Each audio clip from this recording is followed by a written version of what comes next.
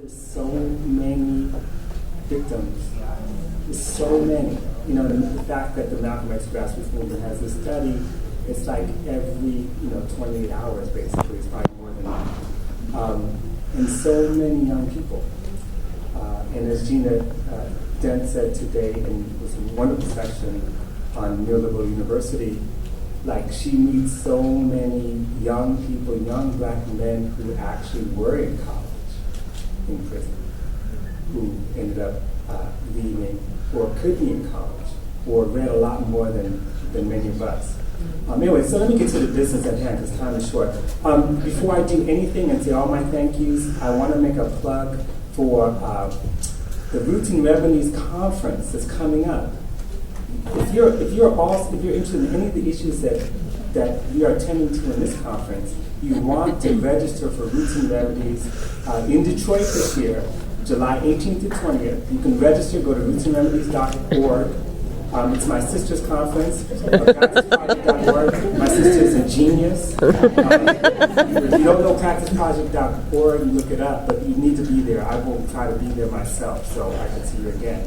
I also want to dedicate my remarks to the memory of many of those we lost recently. There's too many to name, but I think about what it meant to lose Chokwe Lumumba, what it meant to lose Amiri Baraka, to lose Jane Cortez, which has been over a year, but she's someone who was dear to my heart. Stuart Hall, Vincent Harding. I know Rachel Harding was here.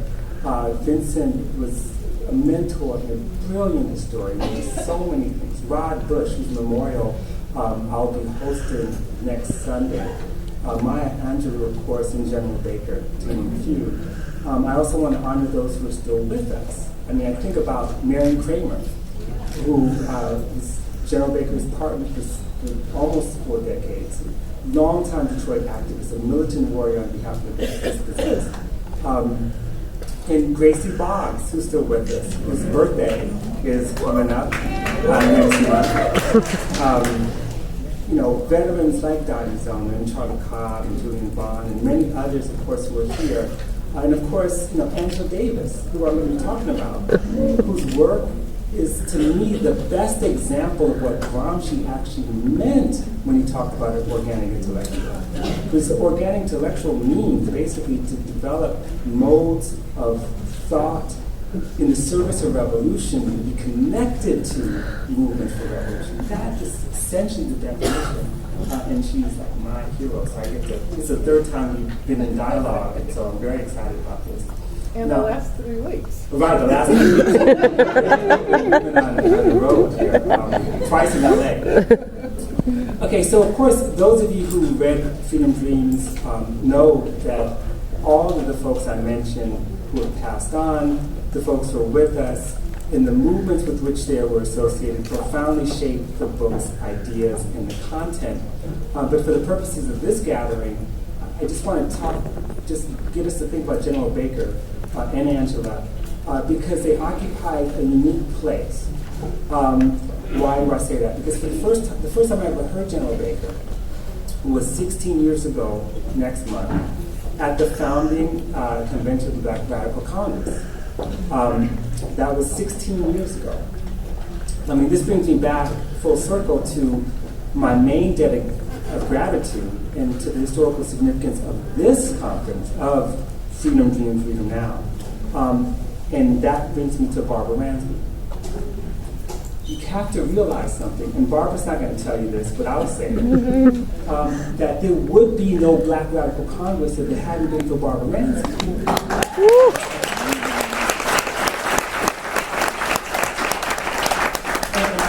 I was there. I was part of Ida Webb in those initial meetings. She did more than anyone to envision, promote, and usher in the Black Radical Congress. She needs to take credit for that.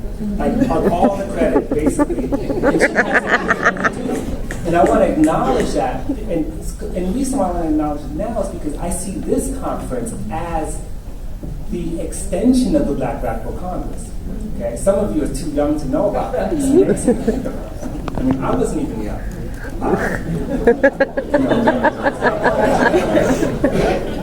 So, in some ways, it is the BRC like this conference, is one that really reflects on the political realities, the crisis, and possibilities of the day. And it makes sense that Barbara and her students, the students involved in the Social Justice Initiative, would be behind it. Because she has long been one of the premier radical thinkers and activists of my generation. And I mean, it was evident, anyone who knew her even as an undergraduate knew that was the case. Okay. So I'm honored and humbled to have, the Feeedom themes as one of the frames for our 3-day discussion.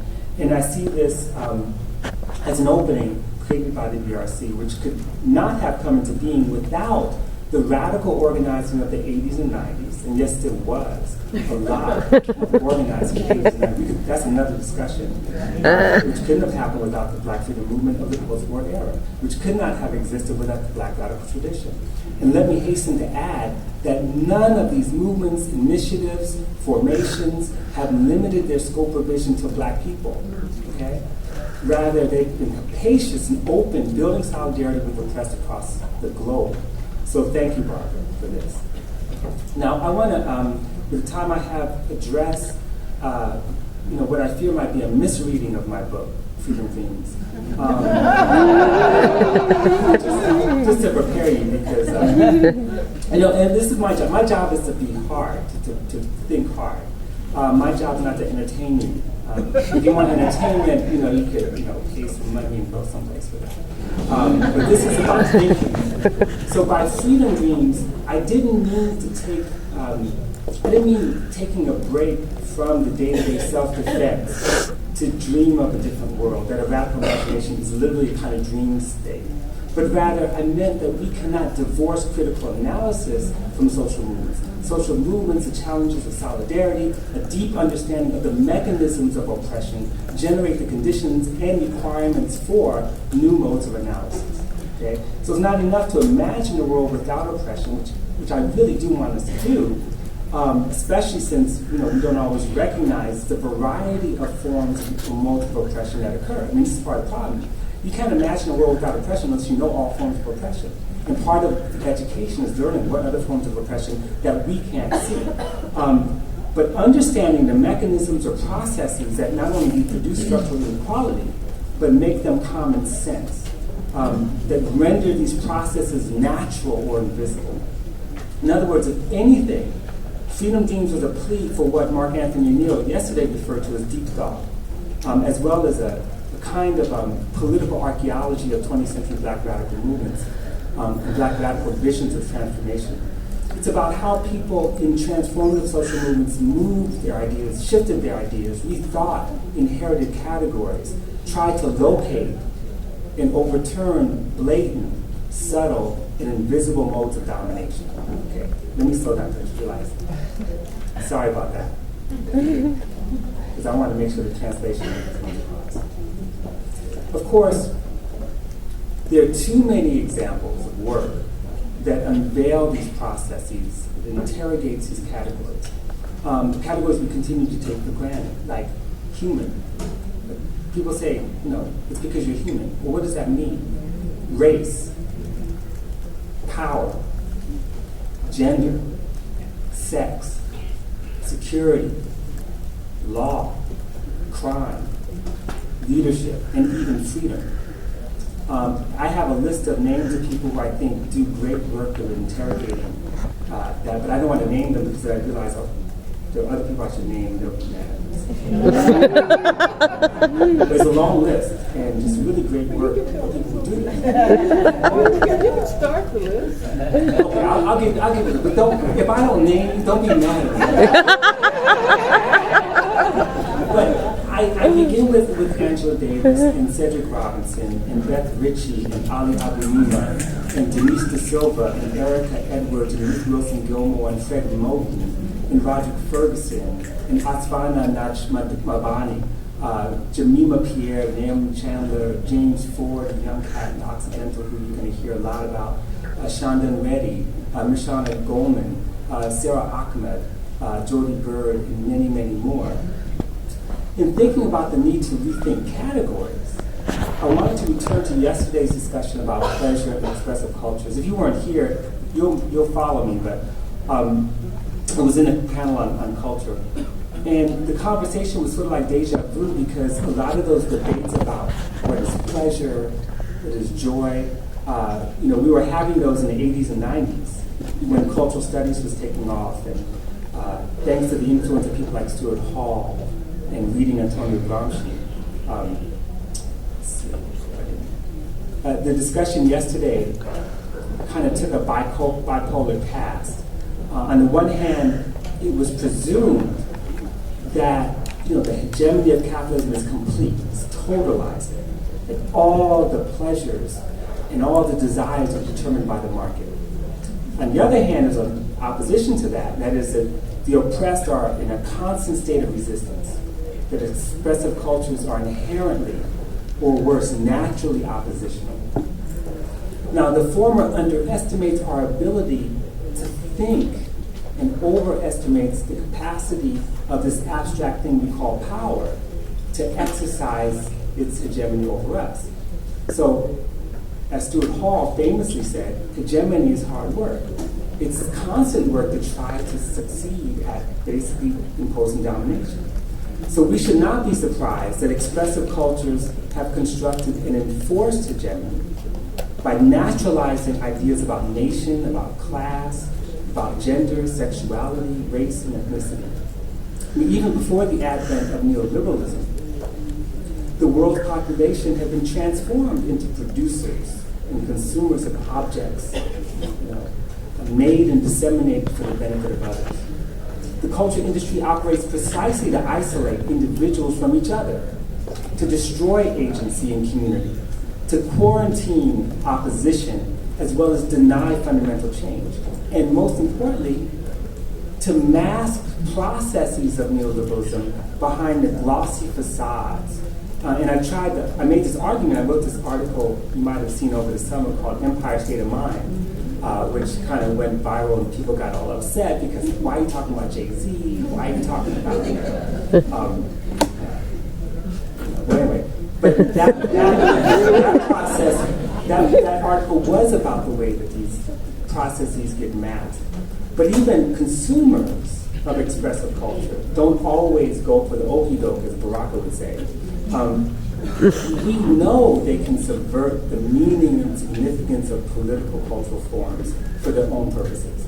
Now, the other position, that is that popular culture is inherently oppositional. And I remember a young brother had said something that, he thought that hip-hop is naturally revolutionary, and Dream Hampton's like, no, it's not. And I just thought that was a really important intervention on the part of Dream Hampton because, this position that popular culture is always oppositional not only underestimates hegemony, but it also underestimates our capacity to think in complex ways. It presumes that all thought and creativity and invention is structured by the conditions of oppression. Why give oppression that much power over us, right? And it's obsessed with resisting domination, and it's also ahistorical. I think this is what Dream Hampton and Mark Anthony Neal and Tony Boggs in a different way were trying to get at yesterday. What may be oppositional in one context may not be oppositional in another. What might be a source of collective pleasure may never have been intended to be oppositional. But if the state decides that whatever that thing is dangerous, that it's deviant, say like the Zoot Suit in the 1940s, it becomes a site of contestation. What happens at that site is not predetermined, nor is it inevitable. And again, this brings us back to the need for deep thought. We need to interrogate the terms and categories we use. For example, pleasure and joy were used interchangeably. And I was reminded of Gina Dent's path-breaking introduction to the text Black Popular Culture, which we need to go back to always, where she elaborates on Cornel West's distinction between pleasure and joy, where the former, pleasure according to West, in a commodified world, tends to be inward and highly individuated, that's his words, where the latter can cut through market values and emphasize love, care, kindness, service, solidarity, the struggle for justice. In other words, as Cornell says, values that bring people together. And perhaps this is what Tony Bowles had in mind when he invoked what I believe was C.L.R. James's formulation of happiness. Though I wish, we heard more, because in our neoliberal era, Black happiness sometimes gets articulated as personal wealth, bling, good life, and all that stuff. That's not what Tony was talking about. Read T.L.R. James and know what he's talking about. Read Tony Bowles and know what he's talking about. But Gina Dent raises this distinction to a much higher level in ways I don't have time to explore, but hope you will go back to that essay. So among other things, Gina Dent takes the concept of joy as an elaboration in the vision of the rebellious notion of women's pleasure coming from feminism and psychoanalysis, but placing this sort of rebellious notion in the context of Black movement. So she writes, like pleasure, joy still speaks, though not exclusively, to the locus of sensation and activity around which so much contemporary Black anxiety is produced, the erotic. But I refer to the erotic here not in its most general colloquial sense, but in the way that Audre Lorde has defined it, as our deepest knowledge, a power that, unlike other spheres of power, we all have access to, and that can lessen the threat of our individual difference. Okay? So in the context of the constant policing of Black women's bodies, Black queer bodies, the pursuit of pleasure can be dangerous, a subversive thing, a source of empowerment.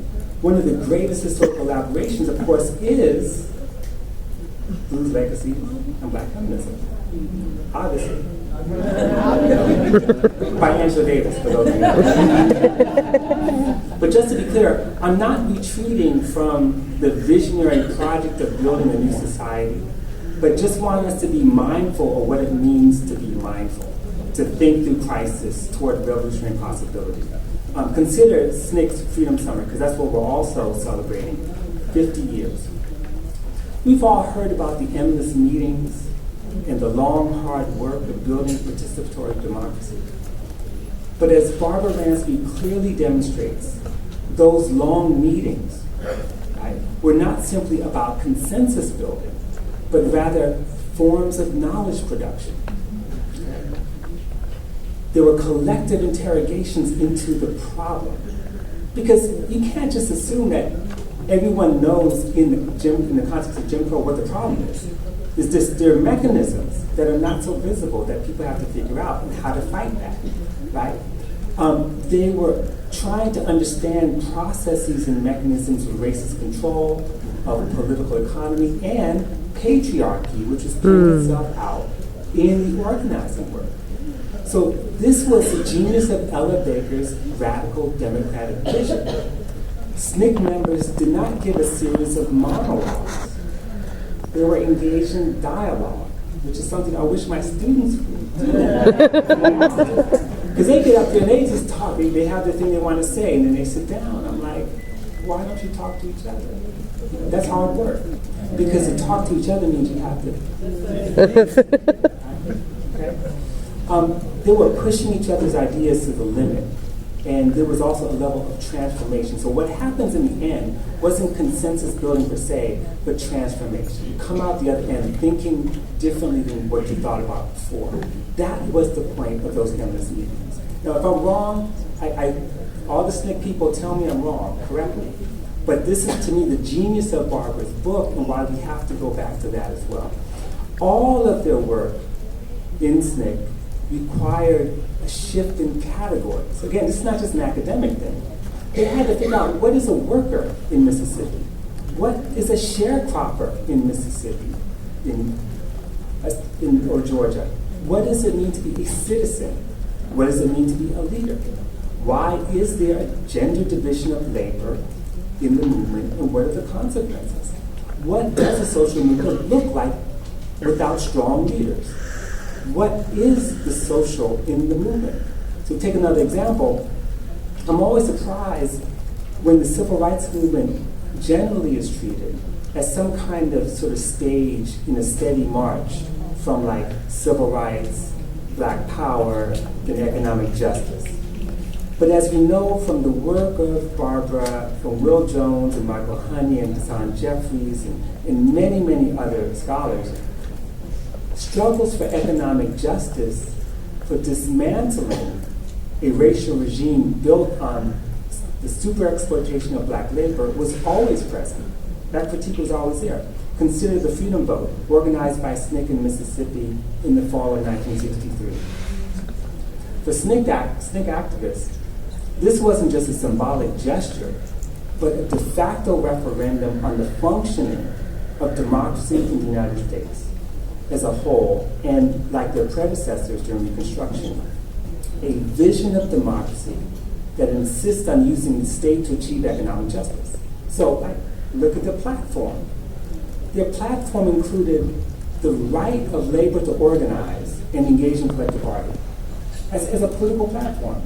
$1.25 minimum wage, support for farm cooperatives in place of sharecropping and dispossession, right? The provision of low-interest loans for small farms, a progressive land tax on tracts of land over 500 acres, and tax exemption for those plots smaller than 500 acres. That was their platform. So to say that somehow they evolved into economic justice means that we haven't been paying attention, right?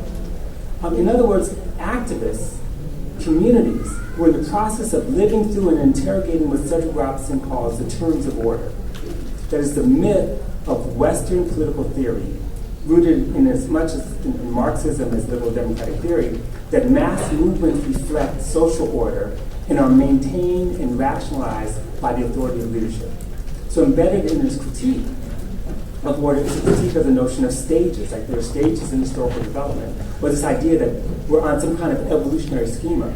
So for example, we need to challenge the idea that the development of queer theories in understanding gender nonconformity is merely a product of our own evolved, sophisticated analysis of gender and sexuality, that we just got smarter, we're just better than those other people. No, that's not how it happened. What happened was not some kind of march toward enlightenment, but rather a constant, uneven, complicated struggle against the mechanisms that make gender inequalities, heteropatriarchy, heteronormative sexuality seem natural, organic, timeless. The processes of creating and reproducing the system of heteropatriarchy was a violent one. It was a violent process that even produced the system and intentionally masked histories that reveal that the so-called normative gender relations that we thought were always there were not always there. In most societies, what we think of as so-called normative gender relations are less than a century old. I mean, study Iran. I'm telling you, the idea that there's like two genders, that's modern. That's like less than 100 years. I mean, you have to go back and study the history to understand that. Inventing normativity is always a violent process. It requires policing. It requires a policing apparatus. And this is one of the many essential contributions that Beth Ritchie makes in her absolutely brilliant, stunning book, Arrested Justice. She writes about the state punishing norm violations such as adolescent pregnancy or any deviation from heterosexual nuclear families, right? She writes about the institutional regulations designed to intimidate people without power into conforming with dominant cultural expectations. For example, the idea that wage labor should replace the social safety net, like welfare reform. This neoliberal vision, in fact, was challenged by the very welfare activists that Camilla Madison writes about, and challenged with these welfare activists actually expanded the welfare rolls and insisted on a guaranteed annual income. And there are many other examples. The point is, one cannot separate some abstraction called power from gender and sexuality, from race and nationality, etc. So this brings us to the final issue, which is, what is the meaning of freedom? Freedom is not self-evident. It's not. In fact, the whole point of my talk is that nothing is self-evident. Before freedom dreams, we have to know what we mean by freedom. And for this, I turn again to my hero and dear colleague, Angela Davis, who stands against the liberal tradition that understands freedom as the right of the individual to do what he wishes without fetters or impediments, as long as it is lawful under the state. This negative liberty or freedom places a premium on the right to own property, accumulate wealth, to defend property by arms, mobility, expression, and political participation. That's like the Hobbesian, notion of freedom. But Davis's conception of freedom is far more expansive and radical. Collective freedom, the freedom to earn a livelihood and live a healthy, fully realized life. Freedom from violence, sexual freedom, social justice, abolition of all forms of bondage and incarceration, freedom from exploitation, freedom of movement, freedom as movement, as collective striving for real democracy. For Davis, freedom is not a thing granted by the state in the form of law or proclamation or policy.